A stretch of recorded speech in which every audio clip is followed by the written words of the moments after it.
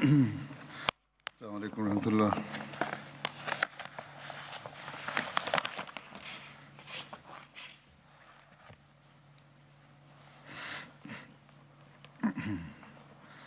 أشهد أن لا إله إلا الله وحده لا شريك له وأشهد أن محمدا عبده ورسوله أما بعد فأعوذ بالله من الشيطان الرجيم بسم الله الرحمن الرحيم الحمد لله رب العالمين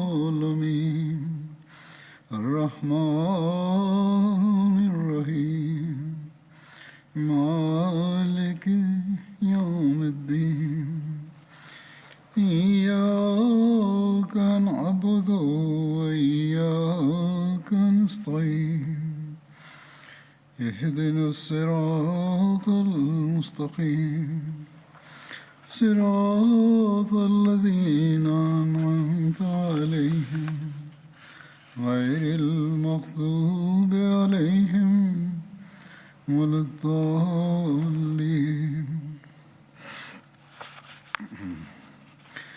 आज जिन सहाबी का पहले जिक्र होगा. Le compagnon que j'évoquerai aujourd'hui se nomme Auf bin Harith bin Rifa al-Ansari. Selon les récits, il se nommerait aussi Auf bin Afra, Auf bin Harith,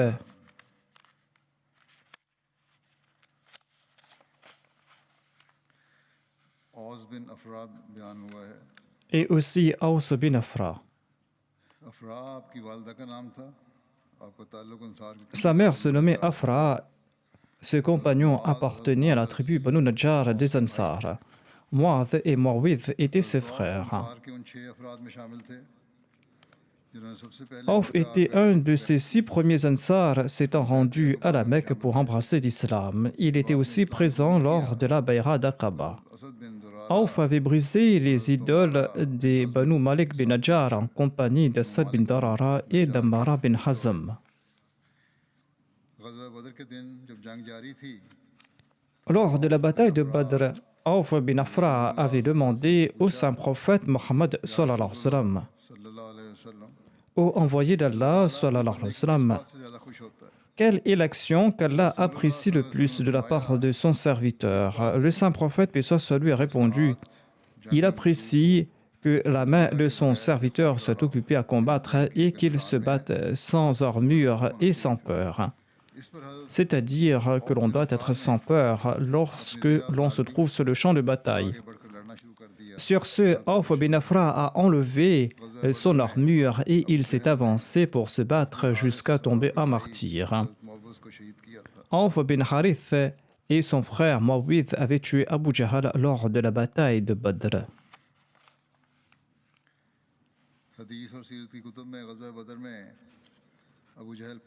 Auf bin Afra est mentionné dans les hadiths parmi les noms de ceux qui avaient tué Abu Jahl lors de la bataille de Badr. J'en avais fait mention dans le passé. Selon le Sunan d'Abi Daoud, ce compagnon se nommait Auf bin Harith. Il était connu par ces 2 noms.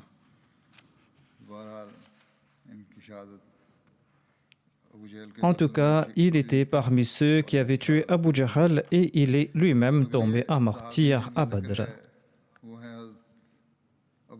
Le prochain compagnon que j'évoquerai se nomme Abu Ayyub al-Ansari. Son nom d'origine était Khalid et son père se nommait Zayd bin Kulayb. Il était davantage connu par son nom d'origine et son nom d'emprunt. Abu Ayyub al-Ansari appartenait à la branche Banu Najjar des Ansar. Abu Ayyub al-Ansari avait accompagné 70 Ansar lors de la Bay'a d'Aqaba à la Mecque. Sa mère se nommait Hind bint Saïd. Selon un autre récit, elle se nommerait Zahra bint Saad. L'épouse d'Abu Ayyub al-Ansari se nommait Hassan bint Zayd. De leur union est né un fils nommé Abdurrahman. Le saint prophète Mohammed lui avait établi un lien de fraternité entre Abu Ayyub al-Ansari et Moussa bin Umair. Quand le saint prophète lui est venu à Médine, eh bien, il avait logé chez Abu Ayyub al-Ansari jusqu'à la construction de ses maisons et de sa mosquée. Dans son ouvrage Sirat Khatam an-Nabiyyin, Hazrat Mirza Bashir Ahmad Sahib a évoqué le sujet de l'arrivée du saint prophète Mohammed lui à Médine. Il déclare que lorsque le saint prophète lui est arrivé dans les quartiers des Banu Najjar, la question s'est posée de nouveau à savoir chez qui il allait résider. Chaque individu de la tribu souhaitait que le saint prophète lui réside chez lui. Dans la ferveur de leur amour, certains prenaient les rênes du chameau du saint prophète. Mais le saint prophète lui disait « Laissez ma chamelle, elle marche sous le commandement de Dieu ». Et le saint prophète lui-même avait laissé les rênes de l'animal. La chamelle s'avança gracieusement et s'assit lorsqu'elle a atteint l'endroit où plus tard la mosquée Nabawi et les quartiers d'habitation du saint prophète lui seront construits. Ce terrain appartenait à deux jeunes de Médine et ce terrain n'était pas cultivé. Mais la chamelle s'est levée et a commencé à avancer, mais par la suite elle est retournée sur le même lieu et s'est assise. Le saint prophète a déclaré « Il semble que la volonté d'Allah désire que ce soit notre lieu de résidence ». Par la suite, le saint prophète lui a supplié Dieu, il est descendu de sa chamelle et il a demandé quelle est la maison la plus proche d'ici de parmi les musulmans. Abu Ayyub Ansari s'est précipité et il a déclaré au messager d'Allah, il s'agit de la mienne, voici ma porte et daignez entrer chez moi. Le saint prophète lui a déclaré, eh bien rentre chez toi et prépare un logement pour moi.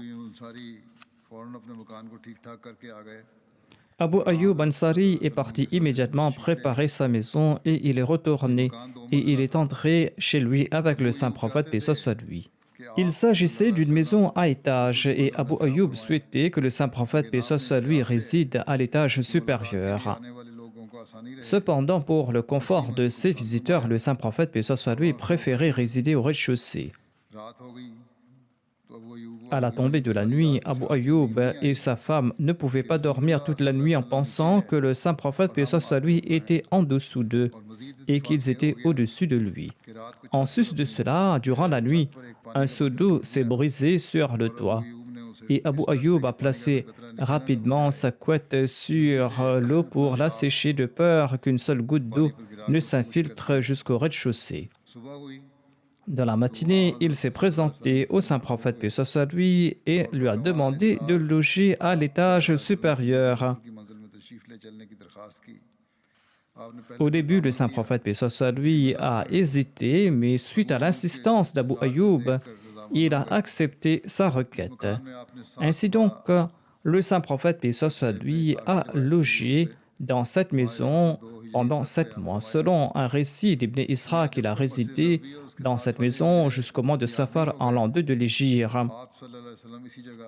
Le saint prophète lui a résidé dans cette maison jusqu'à la construction de la mosquée Nabawi et des maisons des alentours. Abu Ayyub lui présentait des plats et il mangeait ce qu'il en restait. En raison de son amour et de sa sincérité à l'égard du saint prophète lui, Abu Ayyub plaçait ses doigts aux mêmes endroits que le saint prophète lui avait mangé. Et les autres compagnons envoyaient aussi des repas au saint prophète lui. Hazrat Muslim Maud a également évoqué ce récit. Certaines phrases et certains points sont nouveaux et c'est pour cette raison que je vous présente ces propos. En général, il a mentionné les mêmes faits, mais le Muslim Maud l'a fait selon son style particulier. Il déclare « Quand le saint prophète, paix soit lui, est arrivé à Médine, eh bien, chacun souhaitait que le saint prophète logeât chez lui. Lorsque son chameau traversait une ruelle, les familles s'alignaient pour le recevoir. Les gens disaient, voici nos maisons, ô envoyé d'Allah, voici nos biens, voici nos vies. Nous sommes prêts à vous recevoir, nous sommes prêts à offrir notre protection. Ô prophète d'Allah, venez vivre avec nous. D'autres, allant plus loin, s'avançaient et ils saisissaient les rênes de sa monture. Et il insistait que le saint prophète devait descendre chez eux et venir résider chez eux. Mais le saint prophète, paix soit lui, refusait en disant « Laissez ma chamelle, elle marche sous le commandement de Dieu aujourd'hui. Elle s'arrêtera là où Dieu souhaite qu'elle s'arrête. » À la fin, la chamelle s'est arrêtée sur un terrain appartenant à des orphelins de la tribu des Banu Najjar. Le saint prophète, paix soit lui, a déclaré « Il semble que Dieu souhaite que nous résidions ici. » Ensuite, il a demandé à qui appartenait ce terrain. Ce terrain appartenait à quelques orphelins. Leur tuteur s'est avancé, il a déclaré « Au prophète d'Allah, ce terrain appartient à tel ou tel orphelin et nous souhaitons vous l'offrir. » Le saint prophète, paix soit lui, a répondu qu'il ne va pas accepter ce terrain gratuitement. Par la suite, le prix a été fixé et le saint prophète, paix soit lui, a choisi ce terrain pour bâtir sa mosquée et ses résidences. Ensuite, le saint prophète a demandé qui vivait le plus près du terrain. Abu Ayyub Ansari s'est avancé. Il a répondu « Ma maison est la plus proche d'ici et nous sommes prêts à vous servir, ô envoyé d'Allah. » Le saint prophète lui a demandé de préparer une chambre pour lui. La maison d'Abu Ayyub avait un étage et il a offert le saint prophète, paix soit lui, l'étage supérieur. Mais le saint prophète, paix soit lui, préférait le rez-de-chaussée pour faciliter les visites. Hazrat Muslim Maud explique que l'on voit ici un autre exemple du grand amour qu'éprouvaient les Ansar à l'égard du saint prophète Mohammed, paix soit lui. Abu Ayyub avait accepté de laisser au saint prophète, paix soit lui, le rez-de-chaussée, mais il a refusé d'aller dormir à l'étage au-dessus du saint prophète, paix soit lui, car selon lui et sa femme, c'était discourtois. C'était là une autre expression d'amour à l'égard du saint prophète Mohammed, paix soit lui. Une nuit, un pichet d'eau est tombé sur le plancher et l'eau s'est répandue. Abu Ayyub craignait que l'eau ne transperce le plafond et ne tombe dans la chambre occupée par le saint prophète, paix soit lui. Et il a pris un vêtement pour essuyer l'eau. Le matin, il s'est présenté au saint prophète, paix soit lui, et lui a raconté toute l'histoire. Sur ce, le saint prophète, paix soit lui, a accepté de résider à l'étage supérieur. Abu Ayyub préparait les repas pour le saint prophète, paix soit lui, et le lui envoyait. Le saint prophète en consommait et il envoyait le reste à Abu Ayyub. Quelques jours après, les autres Ansar ont voulu en faire de même. Et c'est ainsi que les musulmans de Médine offraient à tour de rôle un repas au saint prophète, paix soit lui, jusqu'à ce que le saint prophète, paix soit lui, se soit établi dans sa résidence. Le récit suivant est tiré d'un hadith. Le récit précédent était tiré de l'ouvrage Une introduction à l'étude du Saint-Coran du Muslim Maud. Abu Ayyub Ansari relate que le saint prophète, paix soit lui, a élu résidence chez lui. Le saint prophète, paix soit lui, a occupé le rez-de-chaussée. Abu Ayyub a occupé l'étage supérieur. Le rapporteur déclare qu'une nuit, Abu Ayyub s'est réveillé et il a déclaré « Nous marchons sur la tête du saint prophète, paix soit lui. » Et ils se sont mis dans un coin pour passer la nuit. Ensuite, il en a parlé au saint prophète, paix soit lui. Celui-ci a déclaré qu'il n'y avait plus de facilité pour lui au rez-de-chaussée. Mais Abu Ayyub a déclaré « Je ne peux loger sur le toit qui est au-dessus de vous. » Sur ce, le saint prophète a élu domicile à l'étage supérieur et Abu Ayyub a occupé le rez-de-chaussée. Abu Ayyub préparait des repas pour le prophète d'Allah et celui-ci retournait le reste. Et Abu Ayyub demandait à celui qui avait apporté le repas de lui indiquer l'endroit où le saint prophète avait placé ses doigts. Et Abu Ayyub plaçait ses doigts au même endroit, c'est-à-dire qu'il commençait à manger de l'endroit d'où avait mangé le saint prophète, paix soit lui. Un jour, il avait préparé un repas contenant de l'ail. Et quand on lui a retourné le repas, il a demandé où le saint prophète, paix soit lui, avait-il mangé. Mais on lui a dit que le saint prophète n'avait rien mangé de ce repas. Et il était tout inquiet. Il est monté à l'étage pour lui demander si l'ail était interdit. L'envoyé d'Allah a déclaré non. Mais moi, je n'aime pas l'ail. Sur ce, Abu Ayyub a déclaré en ce cas, je n'apprécie plus ce que vous n'aimez pas. Ou il aurait dit que je n'ai pas apprécié non plus ce que vous n'avez pas aimé. Selon le recueil de Muslim, le rapporteur déclare que le saint prophète, paix soit sur lui, recevait des anges. Et c'est pour cette raison que l'envoyé d'Allah n'aimait pas les aliments exhalant une forte odeur. Mais en tout cas, l'ail n'est pas interdit. Selon le recueil de Muslim, Abu Ayyub Ansari relate: lorsqu'on présentait le repas au saint prophète, paix soit sur lui, il en consommait et il m'envoyait le reste. Un jour, il m'avait envoyé le repas sans rien consommer, car ce repas contenait de l'ail. Je lui demandai si l'ail était interdit à la consommation. Le saint prophète, paix soit sur lui, a répondu non, mais je n'aime pas l'odeur de l'ail. Abu Ayyub a déclaré: en ce cas, je n'apprécie pas non plus ce que vous n'aimez pas. Cet incident est relaté dans un autre récit tiré du recueil de Musnad Ahmad bin Hanbal. Abu Ayyub Ansari relate: l'envoyé d'Allah a logé chez nous au rez-de-chaussée de notre maison. J'étais à l'étage supérieur. Une fois, de l'eau s'est répandue à l'étage. Ma femme et moi, nous avons tenté de l'essuyer avec un drap de peur que l'eau ne s'infiltre dans le parquet pour tomber sur le saint prophète, paix soit sur lui. Tout inquiet, je me suis présenté au saint prophète, paix soit sur lui, et je lui ai dit: il n'est pas approprié pour nous de loger au-dessus de vous. Veuillez prendre place à l'étage supérieur. Sur les directives de l'envoyé d'Allah, j'ai apporté ces effets à l'étage supérieur, dit Abu Ayyub. D'ailleurs, il n'avait pas grand-chose comme effet. Ensuite, je lui ai dit: ô envoyé d'Allah, quand vous me renvoyez le repas, je place mes doigts là où je vois les traces de vos doigts. Mais je n'ai pas vu les traces de vos doigts dans le repas d'aujourd'hui. L'envoyé d'Allah sallallahu alayhi wa sallam, a répondu: c'est vrai, en fait, le repas d'aujourd'hui contenait de l'oignon. Ce récit évoque ici de l'oignon à la place de l'ail. Et le saint prophète a déclaré que je n'ai pas voulu en consommer en raison de l'ange qui me rend visite, mais vous pouvez en consommer. Abu Ayyub Ansari avait participé aux batailles de Badr, à d'Uhud et aux autres ghazwat en compagnie du saint prophète Mohammed, paix soit sur lui. Abu Ayyub relate: le jour de la bataille de Badr, nous nous sommes mis en rang et certains des nôtres avaient dépassé les rangs. L'envoyé d'Allah a déclaré en les voyant: avec moi, c'est-à-dire restez derrière moi et ne me dépassez pas. On trouve aussi mention de la nuit de noces de Safiya. J'en avais fait mention brièvement dans le passé, mais j'en fais mention de nouveau ici.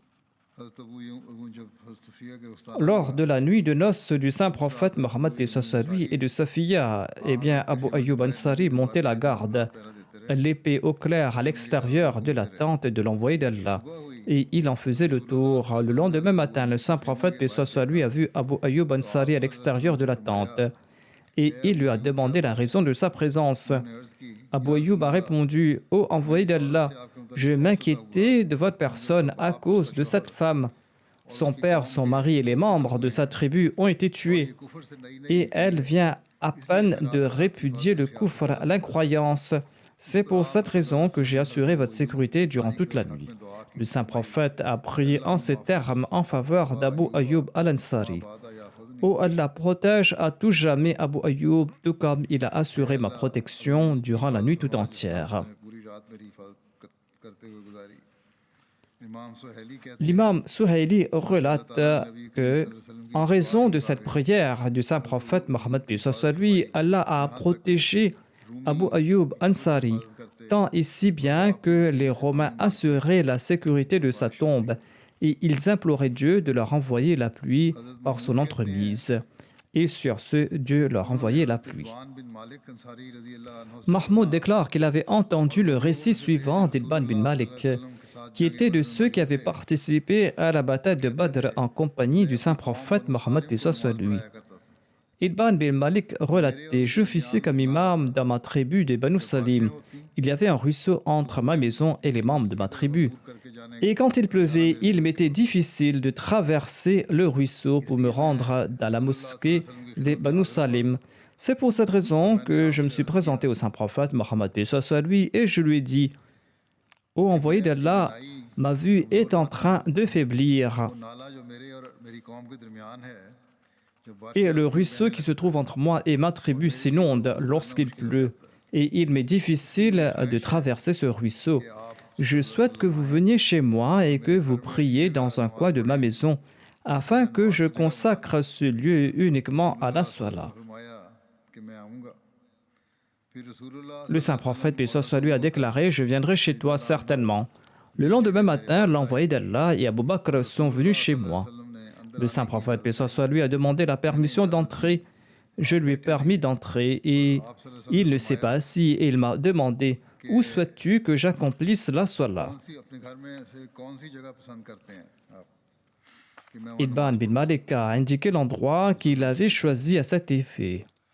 Et le saint prophète Mohammed lui s'est mis debout et il a récité Allahu Akbar. Itban déclare que nous avons formé les rangs derrière le saint prophète Mohammed lui. Il a accompli 2 rakats de prière. Ensuite, il a fait ses salutations et nous en avons fait de même. J'ai retenu le saint prophète Mohammed lui pour lui offrir du khazira. Le khazira qui est un plat composé de viande et de blé. C'était un repas que nous avions préparé tout spécialement pour lui. Les musulmans du quartier ont entendu que l'envoyé d'Allah était chez moi et certains d'entre eux sont venus à grands pas chez moi, tant et si bien qu'il y avait plein de monde chez moi. L'un d'entre eux a demandé: où se trouve Malik? Je ne le vois pas. Un autre a répliqué: c'est un hypocrite. On a demandé à propos d'un autre compagnon et on a dit qu'il n'était pas présent. Et un autre a répliqué qu'il est un hypocrite, il n'aime pas Allah et son prophète, c'est pour cette raison qu'il n'est pas venu. Le saint prophète, paix soit sur lui, a déclaré: ne dites pas cela, n'êtes-vous pas témoin qu'il a affirmé qu'il n'y a pas d'autre Dieu à part Allah? Or, sa déclaration, il ne cherche que le plaisir d'Allah. L'accusateur a répondu: Allah et son prophète savent le mieux. Mais nous voyons qu'il ne se soucie que des hypocrites et qu'il ne souhaite que leur bien. Le saint prophète, paix soit sur lui, a déclaré: Allah interdira le feu à celui qui affirme la ilaha illallah à condition qu'il cherche le plaisir d'Allah par cette déclaration. Mahmoud bin Rabi déclare: j'ai évoqué ce récit à quelques personnes, parmi lesquelles se trouvait Abu Ayyub al-Ansari, le compagnon du saint prophète Mohammed, paix soit sur lui. Il avait participé à la bataille contre les Romains et y avait rendu l'âme. Yazid bin Muawiyah était son chef lors de cette bataille. Abu Ayyub al-Ansari a rejeté sa déclaration en disant que je ne crois pas que le saint prophète aurait dit quelque chose pareil, à savoir que le feu de l'enfer est interdit à celui qui se contente d'annoncer la ilaha illallah. Mahmoud bin Arabi déclare que ceci m'a fort troublé et j'en étais tout inquiet. Et j'ai fait un serment à Allah que s'il me préserve en vie et que si je retourne sain et sauf de cette bataille, eh bien je questionnerai Itban bin Malik à ce sujet, à condition qu'il est toujours vivant et qu'il se rendait toujours à la mosquée de son clan. Je suis retourné, j'ai porté les haram du Hajj et de l'Umrah. Ensuite, je suis parti à Médine et je suis parti dans le quartier des Banu Salim. Là-bas, j'ai vu Itban bin Malik qui était tout vieux et qui perdait la vue. Il dirigeait les siens dans la prière. Quand il a terminé la Salah et qu'il a fait ses salutations, je l'ai salué et je l'ai informé de mon identité. Je lui ai demandé à propos du récit et il l'a relaté mot à mot comme je l'avais entendu la toute première fois.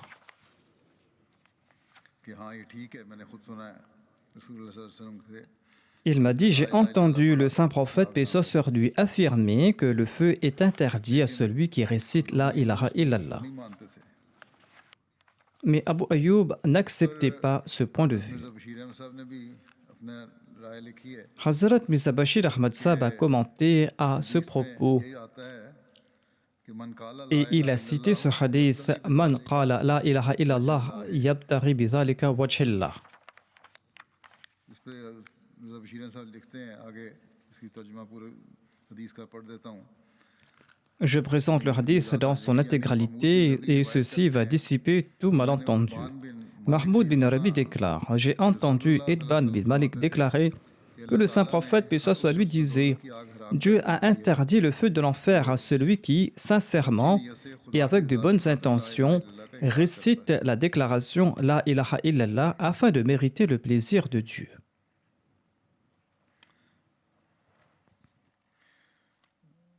لیکن جب میں نے یہ روایت ایک ایسی مجلس میں بیان کی Mahmoud bin Rabi ajoute Mais quand j'ai cité ce récit dans une congrégation dans laquelle se trouvait Abu Ayyub al-Ansari, le compagnon du saint prophète, il a rejeté ce récit en disant Par Allah, je ne crois pas que le saint prophète, paix soit sur lui, ait pu énoncer pareil propos. حدیث میں حضرت ابو ایوب انصاری نے ایک ایسی حدیث En se basant sur son propre opinion, Abu Ayyub al-Ansari a rejeté un hadith dont la chaîne de narrateurs était authentique selon les principes de la narration. انصاری نے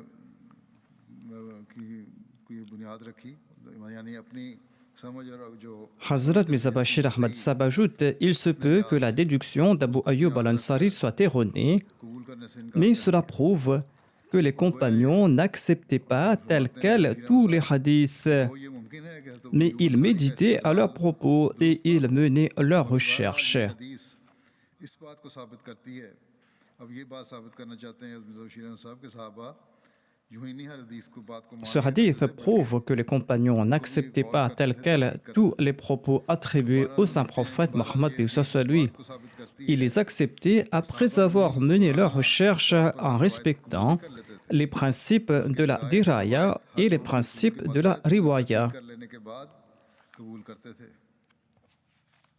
اس بخاری کی اس حدیث کی شرح میں حضرت سید ولی اللہ شاہ Sayyid Waliullah Shah Sahib a commenté sur ce hadith d'Al-Bukhari en ces termes. ایوب انصاری نے یہ روایت سنی Abu Ayyub Ansari a rejeté ce récit de Mahmoud bin Rabi. خیال ہے کہ ان کے انکار کی وجہ یہ تھی Certains pensent que son rejet découlait du fait que se contenter de réciter la ilaha illallah uniquement ne protège pas du feu de l'enfer tant que sa déclaration n'est pas accompagnée des bonnes œuvres. Ceci est une croyance avérée de l'islam. Mais Shah Waliullah Sahib ajoute que la clause en recherchant le plaisir d'Allah décrit davantage ce type de tawhid qu'on a énoncé.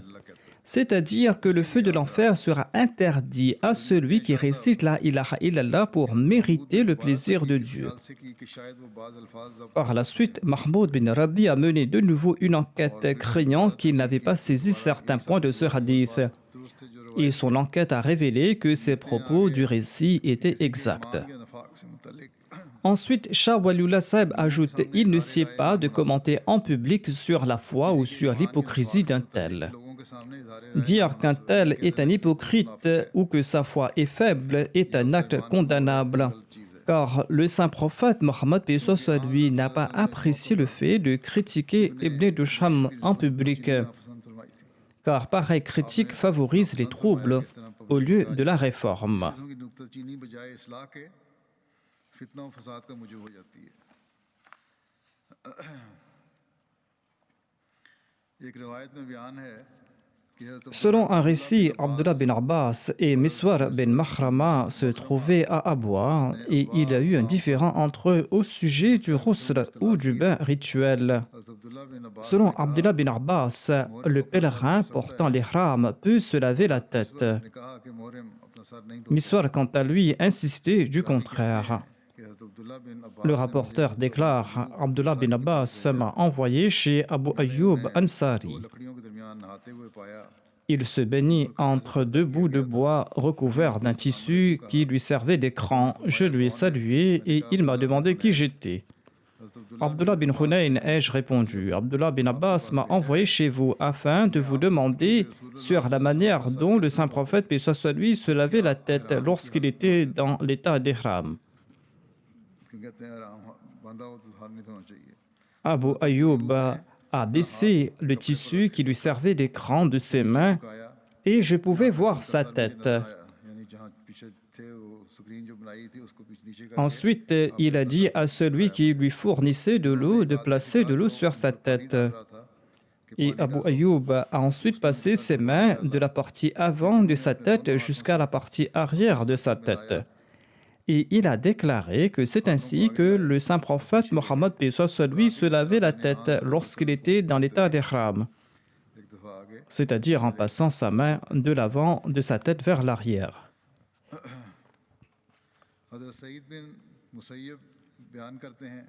Saïd bin Musayyib relate ceci. Une fois, Abu Ayyub a vu une brindille dans la barbe du saint prophète Mohammed lui. Et il a enlevé cette brindille et il a montré au saint prophète Mohammed lui. Sur ce, le saint prophète lui a déclaré: Oh Allah, éloigne d'Abu Ayyub la chose qu'il n'aime pas. Selon un autre récit, le saint prophète lui aurait déclaré: Oh Abu Ayyub, je prie que tu ne souffres jamais. Abu Ayyub était à l'avant de l'armée d'Ali lors des batailles d'Al-Jamal, de Siffin et de Naharwan. Ali avait une grande confiance en Abu Ayyub al-Ansari, comme le démontre ce qui suit. Quand Ali a choisi Koufa comme sa capitale, eh bien, il a élu domicile à Koufa et il a nommé Abu Ayyub le gouverneur de Médine.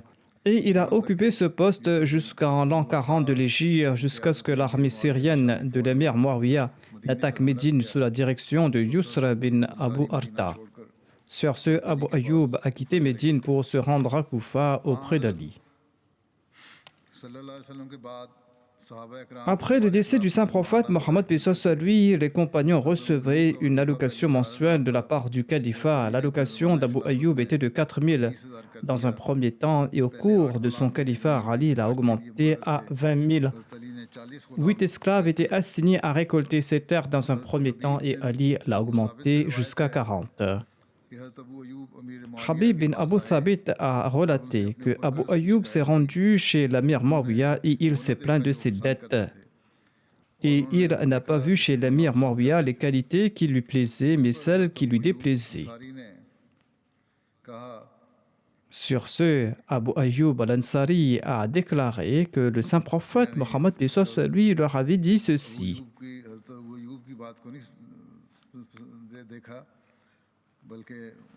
C'est-à-dire qu'il a vu chez l'émir Muawiyah des choses qui lui déplaisaient, pas ce qui lui plaisait.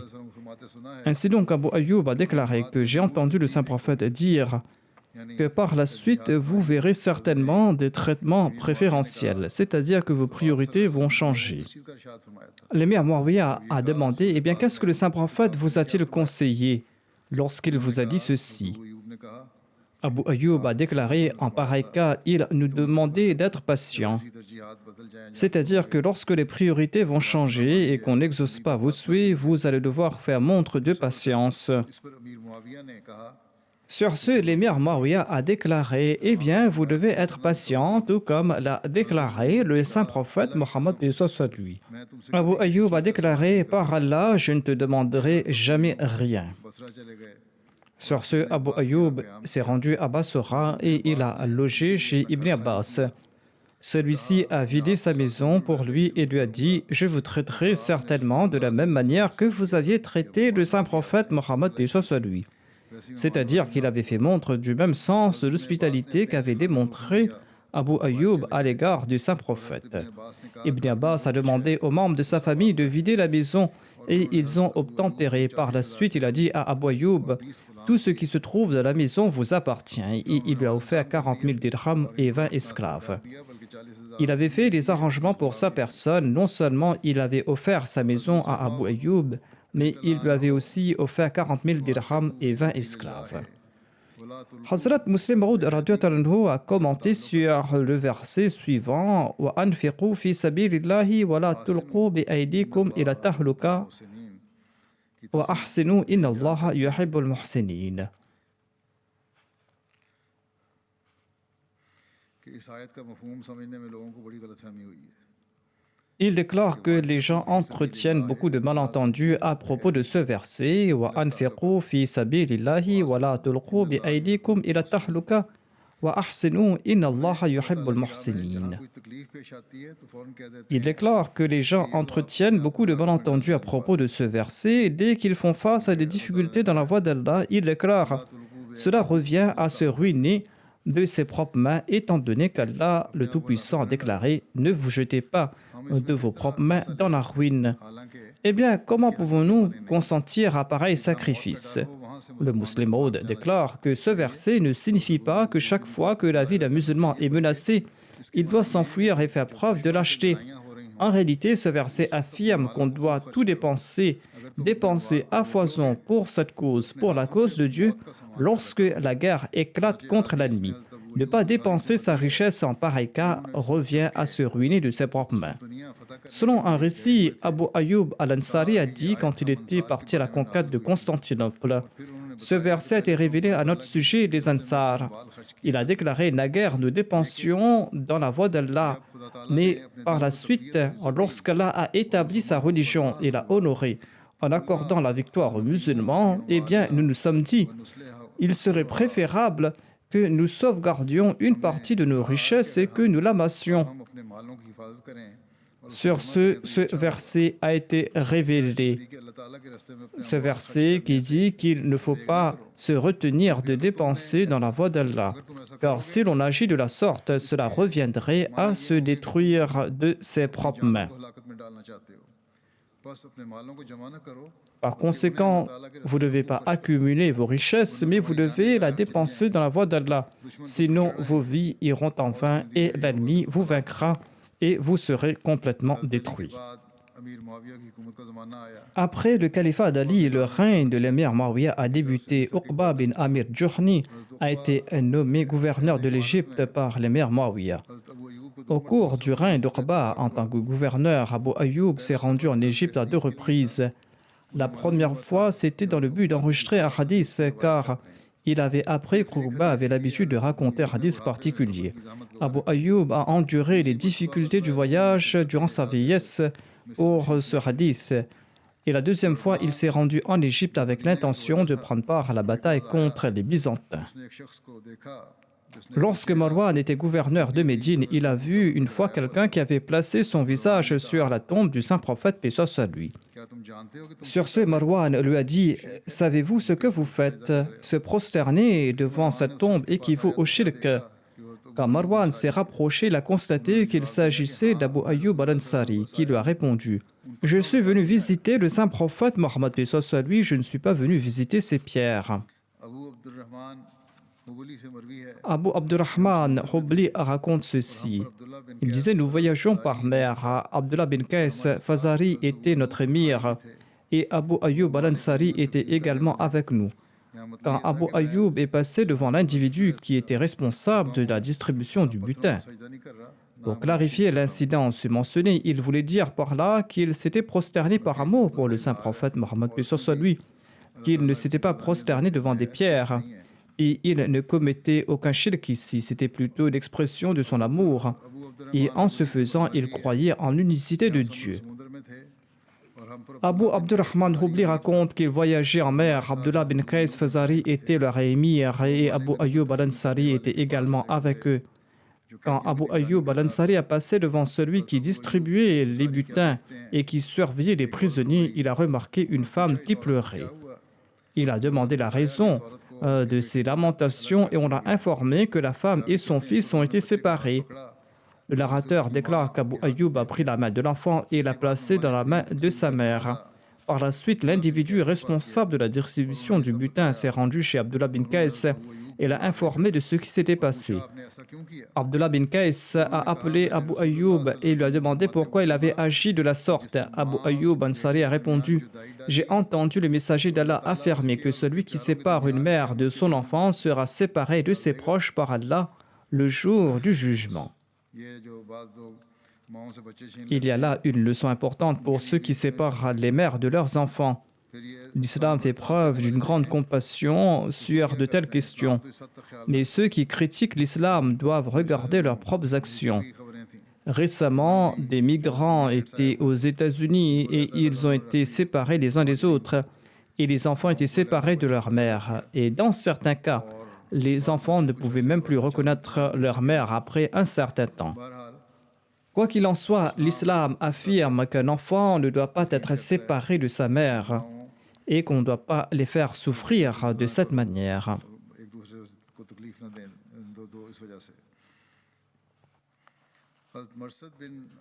Marsad bin Abdullah raconte Uqba bin Amir était gouverneur de l'Égypte quand Abu Ayyub al-Ansari est venu nous voir pour participer au djihad. Un jour, Uqba a offert les prières du Maghrib un peu plus tard que l'heure prévue. Sur ce, Abu Ayyub al-Ansari lui a demandé « Oh Uqba, quel genre de prière est-ce » Uqba a répondu « Nous étions occupés ». Sur ce, Abu Ayyub a répondu « Je jure par Allah, ma seule intention en disant ceci est que les gens ne croient pas que tu as vu le saint prophète, paix soit lui, agir de la sorte. N'as-tu pas entendu l'envoyé d'Allah dire « Ma Ummah sera établie sur la vertu » ou peut-être qu'il avait dit que ma Ummah sera établie sur la fitra, sur la nature pieuse, tant qu'elle n'offrira pas la prière de Maghrib si tardivement que les étoiles commencent à briller. C'est-à-dire qu'on doit accomplir la prière de Maghrib durant la première partie de son temps imparti. Abu Wasil raconte, Abu Ayyub Ansari m'a rencontré, je lui ai serré la main et il a remarqué que mes ongles étaient très longues. Et il a déclaré que le saint prophète, paix soit lui, avait dit, parmi vous, il y a ceux qui posent des questions sur les choses célestes. Pourtant, leurs ongles sont longues comme les griffes des oiseaux. Et il y a de la saleté dans leurs ongles. En d'autres termes, ils posaient des questions d'ordre savant, pourtant leurs ongles étaient longues et remplis de saleté. Et c'est pour cette raison qu'il a recommandé de se couper les ongles.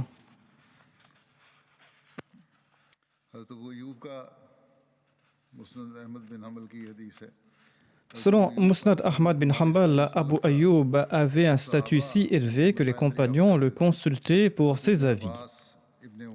Ibn Abbas, Ibn Omar, Bara bin Azib, Anas bin Malik, Abu Umama, Zayd bin Khalid Juhni, Miqdam bin Mahdi, Karib, Anjabin bin Thamra, Abdullah bin Yazid Khatmi et d'autres compagnons qui avaient reçu une formation directe du saint prophète, paix soit lui, profitaient du savoir d'Abu Ayyub.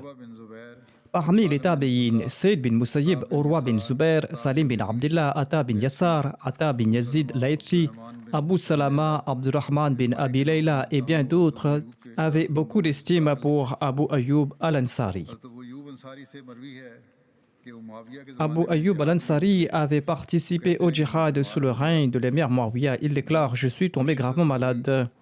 Et j'ai dit à mes compagnons que si je décédais, eh bien, ils devaient me porter et ils devaient donc combattre l'ennemi.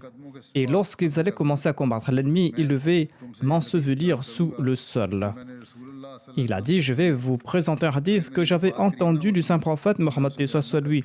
Si ma disparition n'était pas imminente, je ne l'aurais jamais raconté.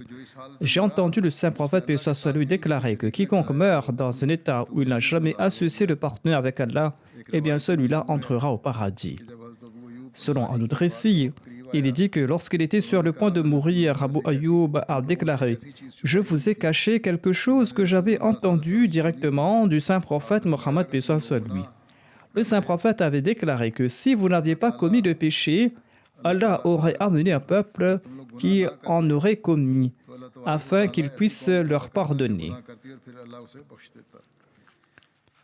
Ainsi donc, Allah est toujours prêt à manifester son attribut de miséricorde et de pardon.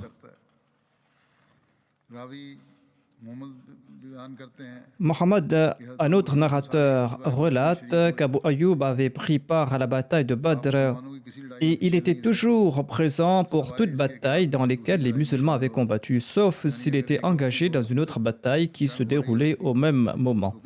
En d'autres termes, s'il y avait deux batailles qui avaient lieu, en même temps, il était certainement présent dans l'une d'entre elles. Il n'avait pas participé dans une bataille une année parce que le commandant de l'armée était très jeune. Après cette absence, il a toujours exprimé ses regrets en disant « Pourquoi devrais-je me soucier quant au choix de celui sous lequel je dois servir? Pourquoi devrais-je me soucier quant au choix de celui sous lequel je dois servir? Pourquoi devrais-je me soucier quant au choix de celui sous lequel je dois servir ?» Il a répété cela à 3 reprises. On raconte que Abdul Malik bin Marwan était le jeune homme à la tête de l'armée en question. Abu Ayyub est tombé malade. Yazid bin Muawiyah commandait la troupe. Il s'est rendu auprès de lui et lui a demandé s'il avait des demandes à faire ou s'il avait des besoins. Abu Ayyub a déclaré que lorsque je vais mourir, eh bien, portez ma dépouille sur une monture et emmenez-moi au plus loin possible dans le pays ennemi. Et si cela n'est pas possible, enterrez-moi là où vous pourrez ensuite repartir. Abu Ayyub est décédé et on a transporté sa dépouille aussi loin que possible en terre ennemie. Et il a été enterré et les soldats sont rentrés. Le rapporteur relate qu'Abu Ayyub disait qu'Allah a déclaré « Infiru khifafan wa thiqalan » c'est-à-dire partez léger ou lourd. Infiru khifafan wa thiqalan. Il déclare que je me considère à la fois léger et lourd. Selon un récit, un homme de la Mecque a relaté que Yazid bin Muawiyah s'était rendu auprès d'Abu Ayyub al-Ansari. Et celui-ci lui a dit « Transmets mes salutations aux autres et commande-leur de m'emmener avec eux le plus loin possible. » Yazid a fait part aux soldats les souhaits d'Abu Ayyub. Les soldats ont accepté de transporter sa dépouille aussi loin que possible en terre ennemie. Après le décès du saint prophète Mohammed, paix soit lui, Abu Ayyub est resté attaché au djihad jusqu'à son décès à Constantinople. Selon un récit, Yazid bin Muawiyah avait mené la bataille de Constantinople en l'an 52 de l'Hégire sous le califat de son père. Abu Ayyub al-Ansari est décédé cette même année. Yazid bin Muawiyah avait dirigé sa prière funéraire. Sa tombe se trouve dans la région de Byzance, tout près de la forteresse de Constantinople. Le rapporteur relate que j'ai appris que le peuple romain protégeait et entretenait sa tombe. Et lors des jours de sécheresse, il faisait des supplications pour que la pluie tombe par l'intermédiaire de sa tombe. Selon un autre récit, Abu Yazid avait participé à la bataille contre Byzance à l'époque de l'émir Muawiyah. Sous le commandement de Yazid, il est décédé à Constantinople en l'an 50 ou 51 de l'Hégire. Selon un récit, Yazid avait ordonné aux cavaliers de passer sur la tombe d'Abu Ayyub afin d'effacer les traces de sa tombe. Selon un autre récit, le lendemain du soir où Abu Ayyub avait été enterré, les Romains ont demandé aux musulmans « Que faisiez-vous hier soir ?» Les musulmans ont répondu que Abu Ayyub était un illustre compagnon de notre prophète et il était un des premiers à avoir accepté l'islam. Et nous l'avons enterré ici. Par Allah, si vous exhumez son corps, eh bien, tant que nous avons le pouvoir, vos cloches ne sonneront pas dans la péninsule arabique. Mujahid déclare que lors des jours de sécheresse, lorsqu'il jetait un peu de poussière de sa tombe, eh bien, il se mettait à pleuvoir. Ainsi donc, il existe pareil récit. Allah seul sait jusqu'à quel point ceci est véridique. Abu Ayyub al-Ansari est décédé à l'an 51 ou 50 ou 52 de l'Hégire selon Constantinople. Le plus grand nombre de récits relatent qu'il est décédé en l'an 52. Sa tombe se trouve en Turquie, à Istanbul. Sa tombe se trouve sur une sorte de terrasse entourée de portes de laiton. Souvent, les Turcs s'y rendent pour trouver de la sérénité. Ici se terminent les récits sur les compagnons de Badr. Et Inch'Allah, je vais présenter les 4 califes à l'avenir. J'avais mentionné quelques points brièvement, je vais le faire en détail. De même, au début, j'avais évoqué brièvement certains compagnons. Si je reçois d'autres informations à leur sujet, je vous les présenterai. Et lorsque tout cela sera retranscrit, ces passages supplémentaires seront incorporés dans les chapitres intéressant à la vie de ces compagnons. Et ces ajouts ne concerneront que quelques compagnons. J'évoque maintenant quelques personnes qui sont décédées récemment et dont je dirigerai les prières funéraires après la prière de Jum'ah. Le premier défunt se nomme Abdulhai Mandal, qui était un muallim de la communauté, qui était en Inde. Il est décédé le 25 septembre 2020 à l'âge de 53 ans des suites d'un arrêt cardiaque. Inna lillahi wa inna ilayhi raji'un.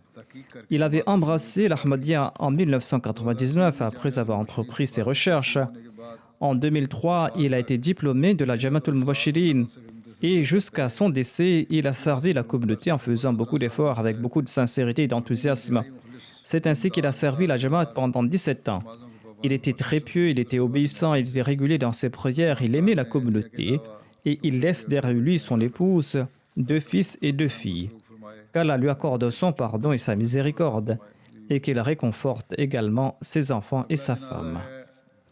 Ensuite, je vais diriger la prière funéraire de Mokaram Sirajul Islam, qui était muallim de la communauté Ahmadiyya de la région de Moshad-Abad du Bengale. Il est décédé le 14 octobre dernier à l'âge de 60 ans. Inna lillahi wa inna ilayhi raji'un. Il avait suivi une formation de muallimin de 6 mois à la Jamatul Mubashirin de Qadian en 2002. Et jusqu'en 2020, il a servi en tant que muallim à temps partiel. Il a servi la communauté pendant 18 ans. Le défunt était une personne très sincère, pieuse, obéissante. Il était régulier dans ses prières et ses jeûnes. Il aimait la communauté. Il était un travailleur infatigable. Il laisse derrière lui sa femme et ses 3 filles. 2 de ses filles aînées sont mariées. La 3e est encore en train de faire ses études. Qu'Allah accorde son pardon et sa miséricorde au défunt. Qu'il accorde patience et persévérance à ses proches et qu'il permette à ses proches de perpétuer ses œuvres. Ensuite, je vais diriger la prière funéraire de Shahid Ahmad Khan Pasha, qui était le petit-fils du Messie premier d'Islam. Il était également le petit-fils de Nawab Mohammad Ali Khan. Il était le fils de son fils et il était le fils de Nawab Abdullah Hafiz Begum et de Nawab Abdullah Khan.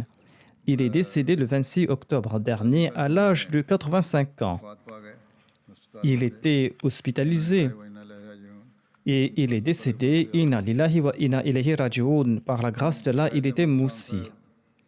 Shahid Ahmad Khan Pasha, le défunt, s'était marié 2 fois. Sa première épouse était Amtou Shakur, qui était la fille du 3e calife. Il avait épousé en 1962 et c'était Maulana Jalaluddin Shams qui avait fait l'annonce du mariage en raison du fait que le musulman Maud était souffrant. Il a eu 5 enfants de ce premier mariage, 2 fils et 3 filles. Ensuite, le défunt s'était marié une 2e fois en 1977 avec Samina Seida, la fille de Feu Seyed. Ils ont eu un fils de ce mariage. Ce fils réside aux États-Unis.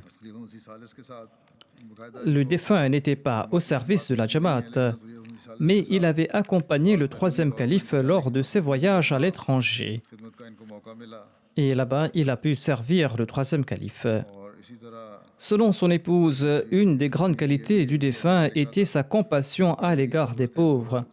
Il subvenait à leurs besoins et il avait même bâti une maison pour des personnes de revenus modestes. Et il les aidait régulièrement. Qu'Allah accorde son pardon au défunt et qu'il lui fasse miséricorde et qu'il fasse que ses enfants soient toujours attachés à la Jamaat et au califat.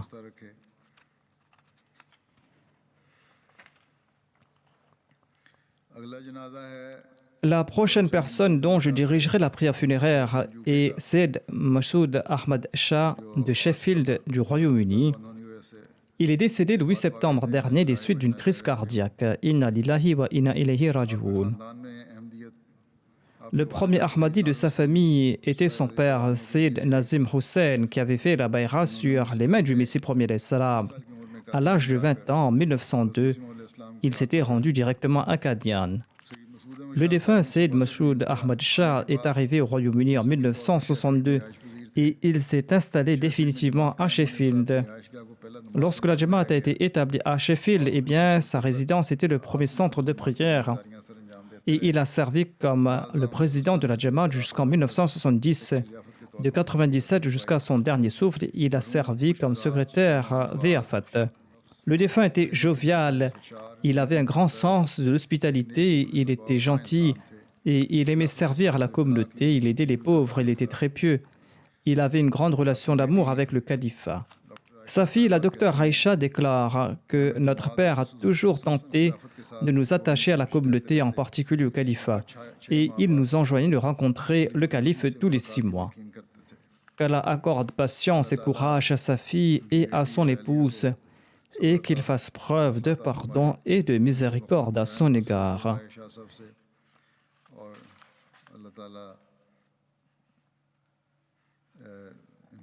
Et qu'Allah le Très-Haut permette à ses enfants, à sa fille et à son épouse de perpétuer ses bonnes œuvres.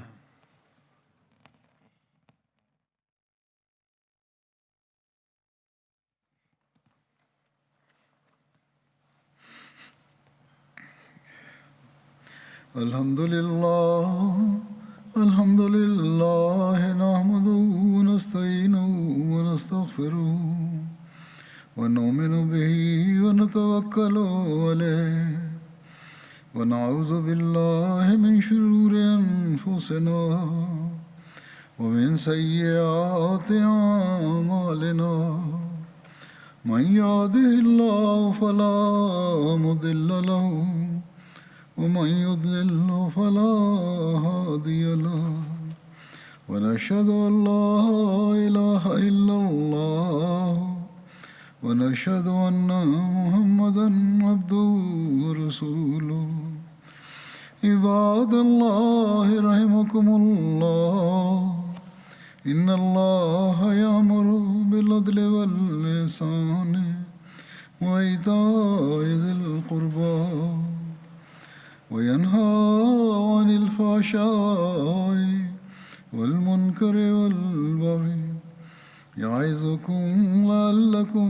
تذكرون اذكروا الله يذكركم وادعوه يستجب لكم ولذكر الله أكبر